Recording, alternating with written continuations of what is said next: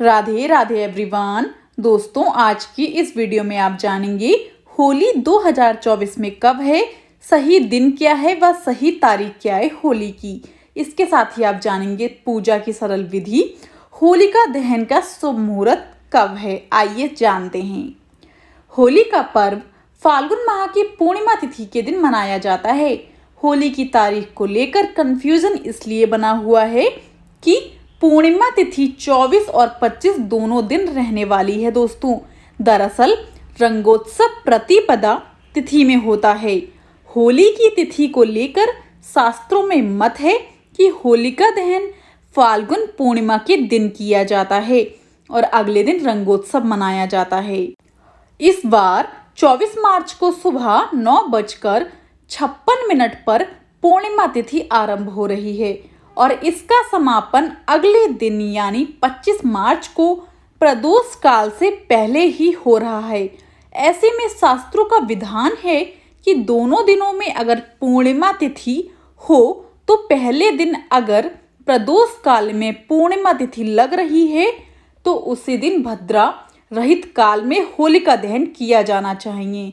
इसी नियम के अनुसार इस बार 24 मार्च को होलिका दहन और अगले दिन यानी 25 मार्च को रंगोत्सव का त्योहार मनाया जाएगा। दोस्तों, आइए दोस्तों अब जानते हैं होलिका दहन की पूजा विधि क्या है। सबसे पहले होलिका पूजन के लिए पूर्व या उत्तर की ओर अपना मुख करके बैठें। गोबर की होलिका और प्रहलाद की प्रतिमाएं बनाएं। थाली में रोली, कच्चा सूत, फूल, साबुत हल्दी, बतासी, फल और एक कलश में पानी भरकर रख लें। इसके बाद नरसिंह भगवान जी का ध्यान करें और फिर रोली, चावल, मिठाई, फूल आदि उन्हें अर्पित करें। बाकी सारा सामान लेकर होलिका दहन वाले स्थान पर जाएं। इसके बाद वहां होलिका की पूजा करें और होलिका का अक्षत अर्पण करें। इसके बाद प्रहलाद का नाम लें और उनके नाम से फूल अर्पित करें। साथ ही भगवान नरसिंह का नाम लेकर 5 अनाज चढ़ाएं। दोनों हाथ जोड़कर अंत में अक्षत यानी चावल, हल्दी और फूल अर्पित करें। इसके बाद एक कच्चा सूत लेकर होलिका पर उसकी परिक्रमा करें। अंत में गुलाल डालकर जल अर्पित करें। दोस्तों, आइए अब जानते हैं होलिका दहन का शुभ मुहूर्त क्या है। 24 मार्च को होलिका दहन है। इस दिन होलिका दहन के लिए शुभ मुहूर्त है देर रात 11:13 से लेकर 12:27 तक है। ऐसे में होलिका दहन के लिए आपको कुल 1 घंटे 14 मिनट का समय मिलेगा। दोस्तों, आइए अब जानते हैं होलिकाष्टक कब से शुरू है और कब समाप्त होगा। दोस्तों, सबसे पहले बात करें कि होलिकाष्टक क्या होता है। होलिकाष्टक का अर्थ है होली के 8 दिन। इसकी शुरुआत फाल्गुन शुक्ल पक्ष अष्टमी से होती है और इसका समापन होलिका दहन के साथ होता है। होलिकाष्टक 2024 की शुरुआत 17 मार्च से हो रही है और ये 24 मार्च को होलिका दहन के साथ संपन्न होगा। अगले दिन चैत्र कृष्ण पक्ष प्रथमा को यानी 25 मार्च को दुल्हड़ी या रंग वाली होली खेली जाएगी। होलिकाष्टक को शुभ नहीं माना जाता है, इसलिए इस समय तक सभी शुभ कार्य, शादी, विवाह, मुंडन आदि बंद रहते हैं। आइए दोस्तों अब जानते हैं होलिकाष्टक में क्या करें। पहला नंबर है, होलिकाष्टक में पूजा पाठ और जप तप का महत्व होता है। इसलिए इन 8 दिनों में भगवान विष्णु और कुल के देवी देवताओं की पूजा व अर्चना करनी चाहिए। मान्यता है कि ऐसा करने से घर में सुख शांति रहती है। दूसरा नंबर है, होलिकाष्टक में गरीब और जरूरतमंद लोगों की हमें मदद करनी चाहिए। इस समय बच्चों से अच्छा बर्ताव करें, उन्हें प्यार दें, सम्मान दें। मान्यता है कि होलिकाष्टक की इसी अवधि में हिरण्यकश्यप ने भक्त प्रहलाद को यातनाएं दी थीं और भगवान नाराज हुए थे। इसलिए इस अवधि में हमें बच्चों को नहीं सताना चाहिए। तीसरा नंबर है, होलिकाष्टक में रोजाना पूजा पाठ के वक्त भगवान राम और कृष्ण को अबीर और गुलाल लगाना चाहिए और श्री सूक्त का पाठ करना चाहिए। चौथा नंबर है, होलिकाष्टक में रोजाना भगवान शिव की पूजा करनी चाहिए और महामृत्युंजय मंत्र का जप करना चाहिए। मान्यता है कि इससे हर तरह की विपत्ति टल जाती है दोस्तों। आइए अब जानते हैं होलिकाष्टक में क्या ना करें।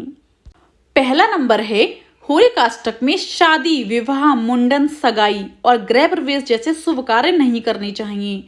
दूसरा नंबर है, होलिकाष्टक में मकान या फिर जमीन खरीदने या वाहन खरीदने जैसे महत्वपूर्ण काम हमें नहीं करने चाहिए। यहाँ तक कि इस समय एडवांस पेमेंट से भी हमें बचना चाहिए। तीसरा नंबर है, होलिकाष्टक में यज्ञ और हवन जैसा धार्मिक अनुष्ठान ना करें, क्योंकि इस समय अनुष्ठान का पूर्ण फल पाने में समस्या आती है।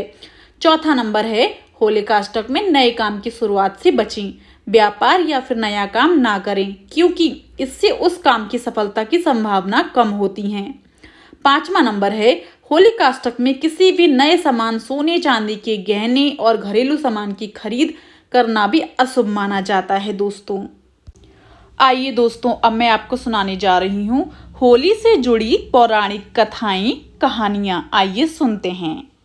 पहली कथा है हमारी हिरण्यकश्यप, प्रहलाद और होलिका की कहानी। ये शायद होली के बारे में सबसे लोकप्रिय कहानी है। इस कथा के अनुसार राजा हिरण्यकश्यप अपने अहंकार में इतना चूर था कि वह स्वयं को भगवान मानने लगा था। लेकिन उसका पुत्र प्रहलाद भगवान विष्णु का बहुत बड़ा भक्त था। इससे हिरण्यकश्यप इतना दुखी हुआ कि उसने प्रहलाद को मारने की ठान ली। हिरण्यकश्यप की बहन होलिका को वरदान था कि आग उसे जला नहीं सकेगी। हिरण्यकश्यप के आदेश पर होलिका प्रहलाद को लेकर अग्नि में बैठ जाती हैं, लेकिन भगवान विष्णु की कृपा से उसका भक्त प्रहलाद बच जाता है और होलिका जलकर राख हो जाती हैं। ये घटना फाल्गुन पूर्णिमा के दिन घटित हुई। मान्यता है कि तभी से होलिका उत्सव मनाया जाने लगा और होलिका दहन की शुरुआत हुई दोस्तों। कथा नंबर 2, राक्षसी शव की कहानी। पौराणिक काल में माना जाता है कि पृथु नाम का एक राजा हुआ करता था। उसके राज्य में धुंधी नामक राक्षसी रहती थी, जो बच्चों को मार दिया करती थी। धुंधी को मारना लगभग असंभव था, क्योंकि उसे वरदान प्राप्त था कि वह किसी भी हथियार से नहीं मर सकती। उसी समय राजा पृथु के राजपुरोहितों ने राक्षस को मारने का एक अनोखा उपाय सुझाया। उपाय के अनुसार फाल्गुन पूर्णिमा के दिन बच्चों ने लकड़ियां इकट्ठी करके जलाईं। राजपुरोहितों के अनुसार राक्षसी बच्चों को देखकर आएगी और बच्चों की हंसी, शोर, ढोल और गुंडागर्दी की आवाजें उसके लिए अभिशाप साबित होंगी। वैसा ही हुआ। इस योजना के अनुसार होली के दिन पृथु का राज्य राक्षसी चंगुल से मुक्त हो गया। तभी से फाल्गुन पूर्णिमा पर ये अनुष्ठान किए जाते हैं। कथा नंबर 3, पूतना की कहानी। ऐसा कहा जाता है कि कंस ने बालक कृष्ण को मारने के लिए राक्षसी पूतना को भेजा था। पूतना की योजना बालक कृष्ण को जहरीला दूध पिलाकर मारने की थी, लेकिन लीलाधर के कारनामे बचपन में ही शुरू हो गए थे। बालक कृष्ण पूर्णतः सुरक्षित रहे और पूतना की मृत्यु हो गई। यह दिन फाल्गुन पूर्णिमा का था। इस दिन लोगों ने कृष्ण के जीवित होने की खुशी में रंग गुलाल उड़ाया, जो एक परंपरा बन गई दोस्तों। कथा नंबर 4, कामदेव को जलाने की रोचक कहानी। पौराणिक कथा के अनुसार प्राचीन काल में तारकासुर नाम का एक राक्षस था, जिसके अत्याचारों से देवता बहुत परेशान थे। वरदान के अनुसार तारकासुर का अंत केवल भगवान शिव और माता पार्वती की संतान ही कर सकती थी।